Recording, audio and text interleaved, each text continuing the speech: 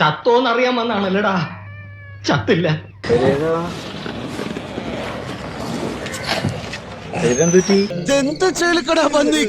ഈ അരി വാങ്ങാൻ പോയതല്ലേ? പോയതരി വാങ്ങാൻ കിട്ടിയതാണ്. ഇന്നലൊരു വലിയൊരു അപകടം ഉണ്ടായി. സത്യത്തിൽ ഇന്നലെ എന്താണ് സംഭവിച്ചത്? ഒന്ന് കുനിഞ്ഞു. ഏതോ ഒരു അജ്ഞാത ശക്തി. പിന്നൊന്നും ഓർമ്മയില്ലടോ. എന്റെ കൂടെ വർക്ക് ചെയ്യുന്നുണ്ടെന്ന് വെച്ചാൽ 2 വർഷമായിട്ട് വർക്ക് ചെയ്യുന്ന ഒരു പുള്ളി, അവര് ഒരുപാട് പേരുണ്ടാകുന്നു. ആദർശ് 2 കൈയും തല്ലി ഓടിച്ച്, പക്ഷെ കാലൊടിക്കാൻ ഞാൻ സമ്മതിച്ചില്ല. ഞാൻ ഓടി, പക്ഷെ അവൻ പിടിച്ചു. ശരീരത്തിന്റെ എല്ലാ ഭാഗത്തോട്ടും മെയിൻ ഓർഗണിലും ഒഴിച്ച് ബാക്കി എല്ലാത്തിനും യൂറിനറിയിൽ അവൻ തൊട്ടില്ല.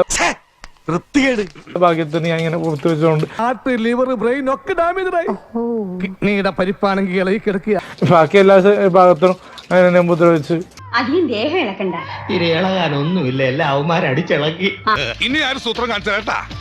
ചേട്ടാ അവരെന്നെ മാനസികമായിട്ട് ഉപദ്രവിച്ച് ചേട്ടാ.